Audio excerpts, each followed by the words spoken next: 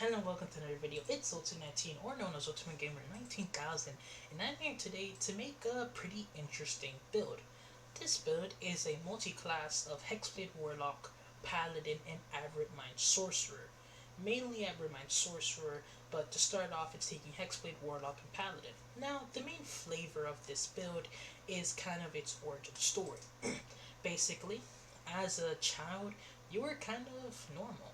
You in a world filled with such powerful magics, you were a standard human, and really didn't have an affinity for magic or weren't really that strong in like a paladin way.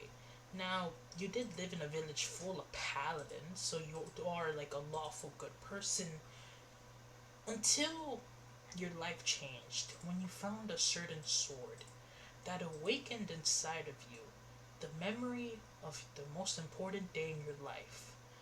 But you had forgot about that day and that even happened. But now, this new blade of yours has not only awakened that memory, but something new inside of you altogether. So yeah, for our race we'll be making very human. We'll be being a lawful good. Well, at least I imagine this character is a lawful good. Slowly but surely this character probably become more just neutral, or maybe like lawful neutral out of you. Now for the sub race ability scores, we'll be picking charisma and constitution because yeah, I don't feel like I really have to explain why. Those are just really good, things to pick. For our skill proficiency, pick whichever you like. We are starting off Warlock for PSA, so I don't know. Well, we'll pick that. We'll pick our race skill later. Let's see what Warlocks get for their skill options. Okay, so for our Warlock skills, we'll be picking Deception and Intimidation. So for our race feature, we'll be picking Persuasion. Because as a person who grew up in a paladin village, you learned how to be persuasive by kind of just existing.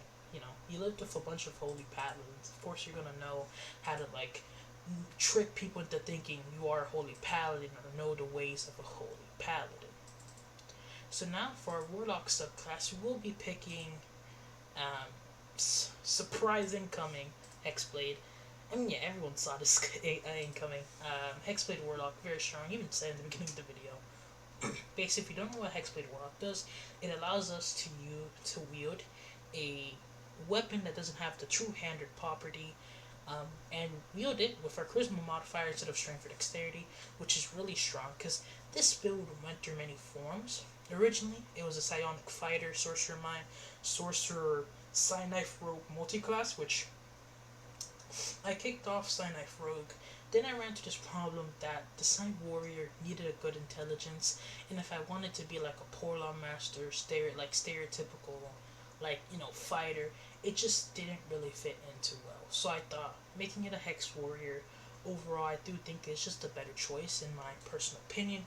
And also, you can get into your Aberrant Sorceress abilities a little bit quicker, which is always nice.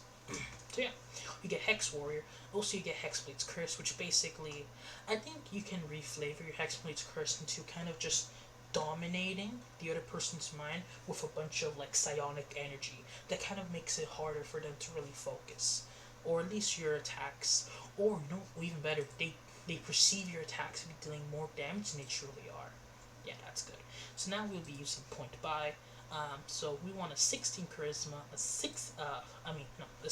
We'll have 15 charisma, 15 constitution, which is what we'll have because our plus ones. And honestly, we're going to be dumping strength. We want a 10 intelligence, and honestly, we have 7 points left, so I'd say yeah. Why can't I do this? Okay. So yeah, this is probably what we'll want. We'll want a 8 strength, a 12 dexterity, 15 constitution, 10 intelligence, 12 wisdom. I don't know why it's bugging out. Okay, this is weird. Well, I think a 13 wisdom. Yeah, okay. Roll 20. Roll 20 being roll 20. Oh, can we not afford it? Okay, yeah, screw. Yeah. Yeah. Yeah, sure, that's fine. Yeah. Yeah, okay, cause I don't mind that. Alright, I'm sorry everyone. Alright, so to recap, we want an 8 strength, a 12 dexterity, 15 Constitution, 10 Intelligence. Well, actually, 10? No, screw that. 8 Intelligence. Yeah. Okay, 8 Intelligence, 12 Wisdom, and then a 15 Charisma. Yeah, we have really bad Intelligence and Strength, but we have a decent Dexterity and a decent Wisdom, and honestly, that's really the most you can ask for, or the most you can really want. And this build's gonna have some pretty nice HP because we are taking some padded levels. So yeah, we are gonna be taking Knight. Oh, Knight gives you Persuasion. Okay, well I guess pick another background then. I don't know, Noble. Nah, this also gives us Persuasion. I don't know. Pick whatever background you like or you think's cool. Nope, not Charlatan. Deception. Entertainer. Yeah, sure. Pick Entertainer because I don't know. Like canonically, this character probably does follow some like politic order. I don't think politic is the right word, but he probably does follow some like paladin order. We rolled like 80 gold, so you can. I think if you pick starting gold, try to get yourself some like measly, like because I think yeah, if you're starting equipment, you won't be getting anything good of value. So try to get yourself some decent half armor. Get yourself a shield and a spear, because yes, this is a Polar Master build, which we'll be getting into later. So yeah, to get yourself a polearm, any polearm really, it can be a quarterstaff, a shield, and some decent armor. If we actually look here, because if we look at the items page, weapons and armor and shields, so a shield can cost you 10 gold, okay. A simple spear or javelin, whichever you prefer. Spear, which is a d6, it's costing you 1 gold. So then what? You have a lot of gold to spend on armor. So you can get yourself a nice chain, some nice chain armor. Yeah, so a nice chain armor.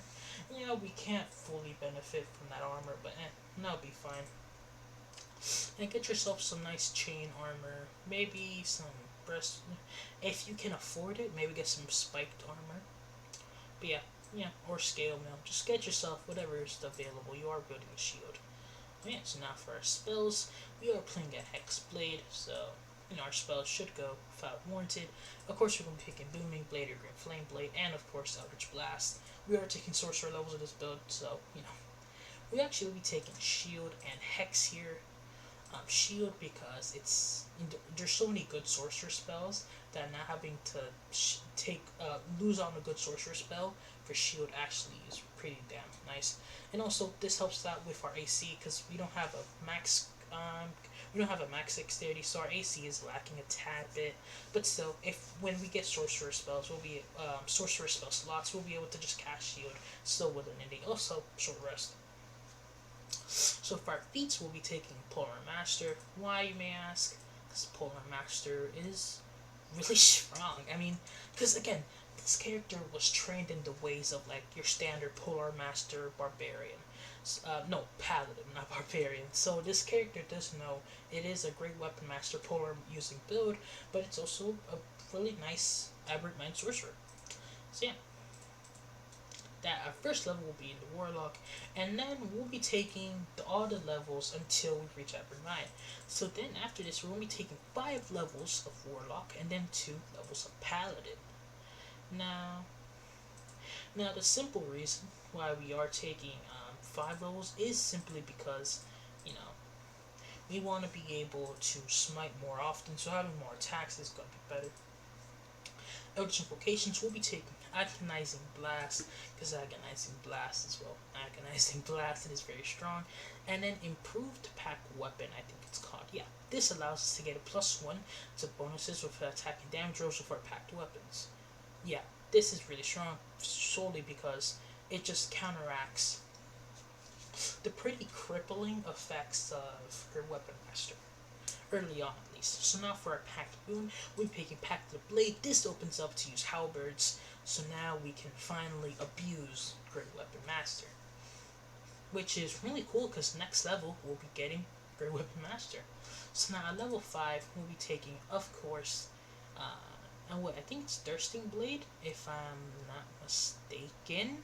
It's basically the Ultra Invocation that allows us to attack twice with our Packed Weapon. Yeah, it is called Thirsting Blade. And yeah, overall, really strong. And now for 2 levels of Paladin for a fighting style. Now, you could take defense here, and you probably should, because your armor class is lacking, because you don't have your that much higher dexterity.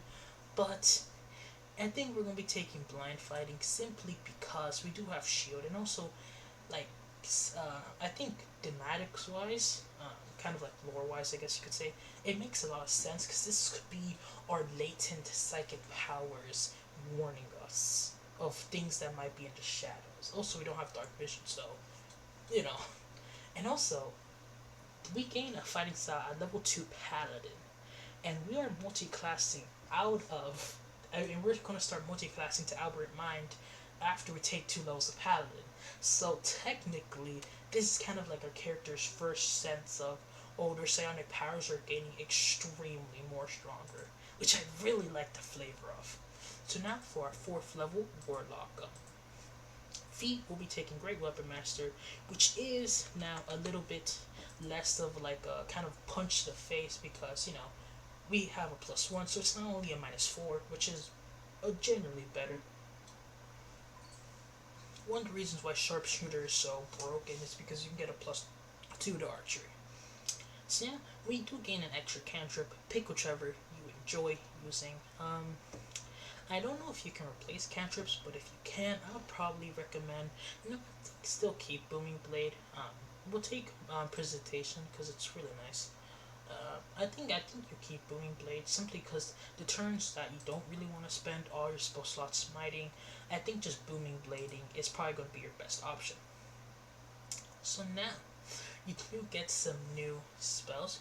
Why do we? Oh, okay, it's because we also get some Paladin spells. So we can have 4 Paladin and 4 Warlock spells. Okay, so I'm gonna just tell you some good spells you should probably be looking out for. Okay, Armor of Agathis is actually really nice because we do have the Sorcerer scaling, so this thing will be scaling a lot faster. So that's probably a good pickup for me. Aside from that, there aren't many Warlock spells that I feel like are must-haves. Shield of Faith is pretty good concentration once you start taking Paladin levels, if you don't feel like having Hex up, or if you just want to have a higher AC. Now, for those 2nd and 3rd level Warlock spells, Hunger of Hadar, I would probably not recommend picking it, because you are going to be getting it later. Hypnotic Pattern, Counterspell, 2 genuinely pretty good spells, in my opinion. Anything else? Thunderstep I've seen get really good value, so I think Thunderstep, Misty Step. Ooh, Misty Step's a good one. But we will be getting that with our Sorcerer, so if you're willing to wait for that, then go. But if you're not, then you can just take Misty Step. It's not like Warlocks get too many good spells either way. Hold Person, it can be pretty nice, but we are getting that for Abermant Sorcerer, so I don't know if we should be picking that. Well, actually, Misty Step will. Well, yeah, honestly, I don't think you should be picking Misty Step here because we are going to be taking that one. I think it's like Fate Touched? Yeah, I think it's Fate Touch. Aside from that, honestly, and you can pick Invisibility, Darkness, Hold Person. Yeah, honestly, just pick whichever one of these feats you like. In reality, it doesn't really matter because we're not in Warlock or Paladin for the spells. We're more in them for their stuff. Also, you could pick Summon Shadow Spawn, but just make it like a psionic, like make it like it's your psionic appearance or something cool. You can probably do something really cool with that, or Shadow Spawn, instead of it being like a Shadow Spawn, it's actually like a just manifestation of your psionic powers, but latent. And now, for the rest of this build, so for 13 levels, we will be taking straight Aberrant Mind Sorcerer. And for the reasons why is because, well, Aberrant Mind is just really strong. Yeah, there's not much to it. Aberrant Mind Sorcerers genuinely is a pretty good subclass overall, very agreeable on that. Yeah, the Aberrant Mind is really strong. So 13 levels of that. Well, okay, I think doing all 13 levels, we'll do the first 3 to go over 1st and 2nd level spells, not Aberrant Mind Sorcerer. Now, if you don't know what sorcerers get, they get a bunch of cool stuff. But the main thing that Aberman sorcerers get, aside from, psionic spells, which we'll get into later, is telepathic speech, which reads as: starting at first level, you can form a telepathic connection between your mind and the mind of another. As a bonus action, which this build doesn't have too many of, choose one creature you can see within 30 feet of you. You and that chosen creature can speak telepathically with each other while you retain with a number of miles equal to your charisma modifier, so three miles at this point. To understand each other, you each must speak mentally in a language the other one knows. The telepathic connection lasts for 1 minute, equal to your sorcerer level. It ends early if you are incapacitated or die if you use this ability to form a connection with a different creature. That's pretty good, but the other really good feature about this is you get 3 extra spells that can be from basically either the enchantment or divination spell list. Granted, wizards or sorcerers or warlocks must know them, but still, you can get some really good pickups here. Silvery Barbs will always be strong, will never be weak. Your DM will hate you, but hey, Silvery Barbs. Compel Duel can be pretty decent if you go really far away. I feel like you can be that. That can work. But yeah, just let me make sure. It is divination. Is it yeah, divination or enchantment? You know, there aren't really that many good divination spells. I guess Hunter's Mark. Speak of animals. But overall, I think with enchantment, being able to get yourself Silvery Barbs plus Arms of Hadar, Dissonant Whispers, or I mean, in reality, I think definitely you probably Mind Slivers are right, but I probably would recommend just kicking off Mind Sliver in favor of Silvery Barbs because Silvery Barbs is pretty damn nice. Now we do also get meta magics with this character, so honestly, I think we'll probably take Empowered Spell because Empowered is always gonna be nice, and I guess we could take. I think we'll take Twinned too, because with Twinned, we can, like Twin Haste, or just overall, we can twin so many good spells. You can twin Hold Person, which I feel like can be a really good way to do a fake Mind Blast, because spoiler alert, the way our character got their psionic powers is because they were infected with an elite tadpole, and that they didn't remember as a child was them getting infected by an elite tadpole. Now you may be asking, how they've not turned into, an elliptid. That is because, straight up, their body, because they're a variant human, this kind of is left up to you. They're a variant human.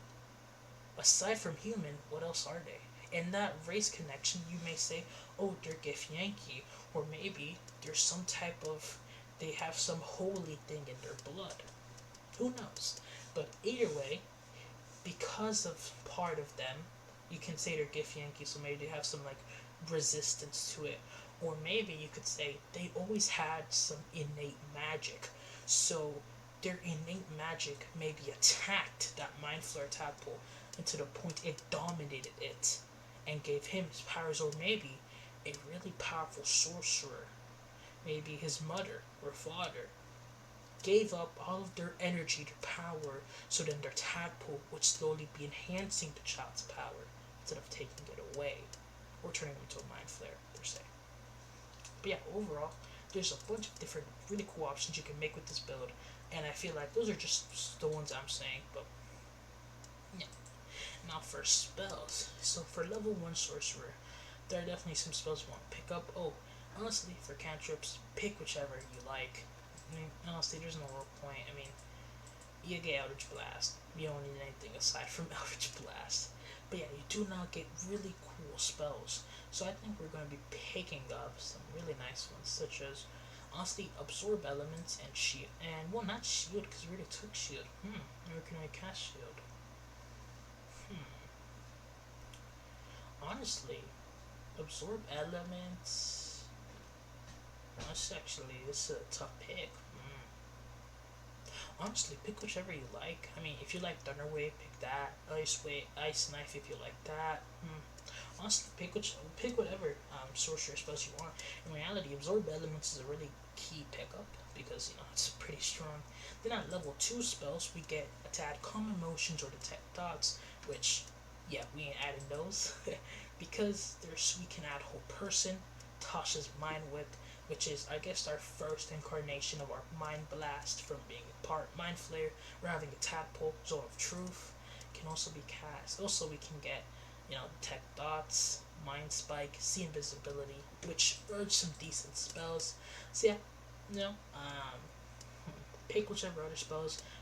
Web, scorching ray, two pretty decent spells, I'd say. Oh wait, hold on, I'm bugging. Nah, screw web. You're taking Misty Step here. I think here's when you finally take Misty Step. Because yeah, Misty Step is just so nice. And yeah, so that's our kind of. So now we have 5 levels of Warlock, 2 Paladin, and 3 of Aberrant Mind. So yeah, that's kind of this build. Now we'll kind of be wrapping this build up a little by going through the rest of our feat selection and kind of the rest of our levels. So we'll just be cranking until we reach level 20. Yeah, and boom, my time to perfect. Yeah, cause I hate this thing about Roll20 that like the first class you pick, it automatically always gives you an extra level of it, which is so annoying. Like I don't know. If I'm multi-classing, I don't want the first class. I am. And it's just a pet peeve of mine. But yeah, as an Abermind Sorcerer, at level 13, we sadly do not get the Revelation of Flesh, so we can't fly around, which does kind of suck. If you want to, no, I was about to say something, but I really wouldn't recommend it. It doesn't, giving off an extra attack really just doesn't help this build very much, so. But we do get Psionic Sorcery. Begin at 6th level. When you cast any spell of 1st level or higher from your Psionic spells list, you can cast it by expending spell slot as a normal or by spending a number of sorcery points equal to the spell's level. Wow, this is a pretty damn good feature. It requires no verbal or semantic components and no material components unless they're consumed by the spell. This is also resistance to psychic damage and advantage on saving throws against being charmed or frightened. This is pretty damn nice.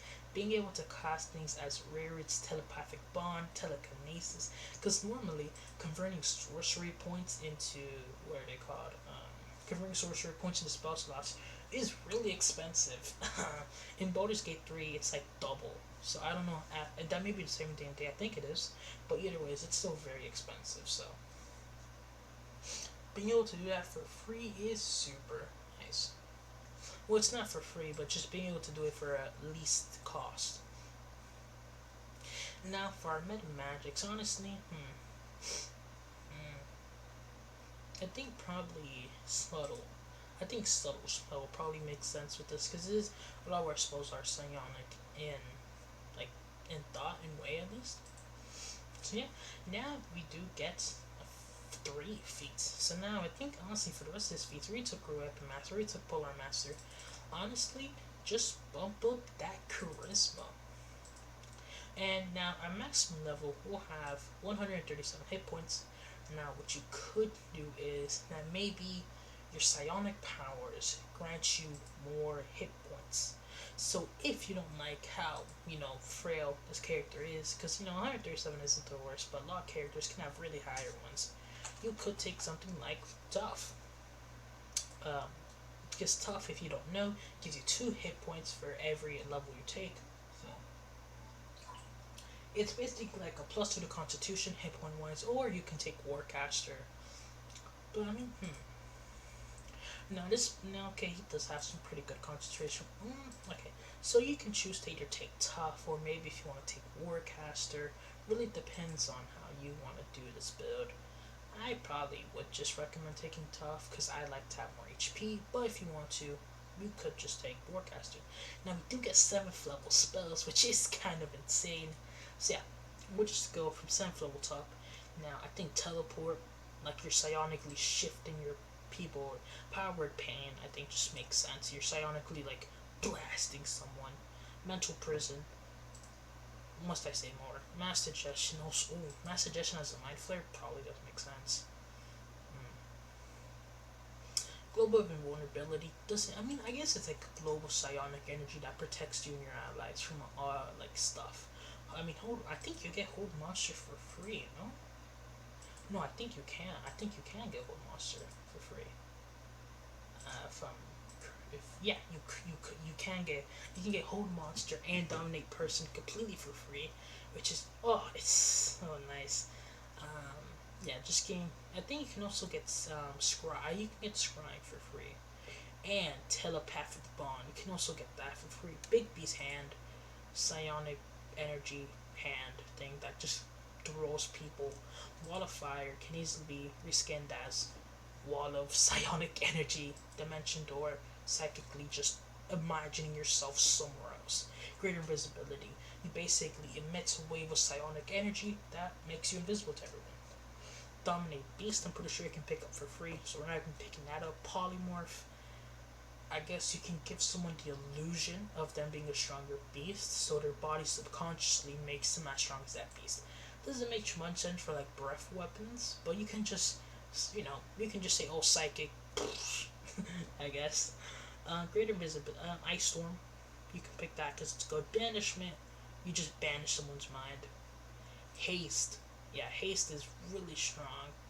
Uh, Haste is a really good one to pick. I know we are out of spell slots, but again, this is just a general pick what you want. I think Fireball probably is another one we would most likely want. I don't know, probably get rid of like invisibility if you are taking greater. Yeah, I'll probably recommend taking it and taking out Detect Tots. I'm pretty sure you can get that for free. So, oh no, that's because the spell is. Uh, Scorching Ray. Yeah, once you get Fireball, get rid of Scorching Ray. You don't need that. Come on. Scorching Rays. You mean have a, yeah, thing is, you don't even need a Scorching Rays. You have Eldritch Blast. Eldritch Blast will sort of just be out damaging it. You can get Lightning Bolt, like a bolt of psionic energy that just assaults someone. But you do also get Hunger of Hadar, which is really nice. This completely can just straight up take out a whole group of people. Also, it takes a pickled octopus tentacle to cast. But come on. Again, so much of these spells can just be so easily reflavored as just psychic powers, tricking someone's mind into thinking this, which mind flayers are manipulators and gaslighters. Looking at you, Emperor. So overall, what is this build good at? What is this build bad at? What are some magic items that you should be looking out for? First of all, this build is good at, well, I think this is probably a little bit obvious to the more power gaming players, but we took 2 levels of Paladin for a reason. Divine Smite, like insane. So yeah, this build, it has so much really strong spell casting. It has Eldritch Blast, it has Fireball, it has Hunger of Hadar, it has Polymorph, it has Dimension Door, it has Haste, it has all of these really cool spells. But you know what? An anti-magic feud really can screw you over. But an anti-magic feud can't do nothing to 3 attacks, all with Great Weapon Master. So yeah, that's kind of what's so great about this build. It has the diversity of spell casting, but also the martial prowess of absolutely cleaving through all of your enemies. So yeah, now what are some like what are some weaknesses? We'll get to magic items later. First of all, your armor class probably not the great. It is there are some magic items that we'll get into later.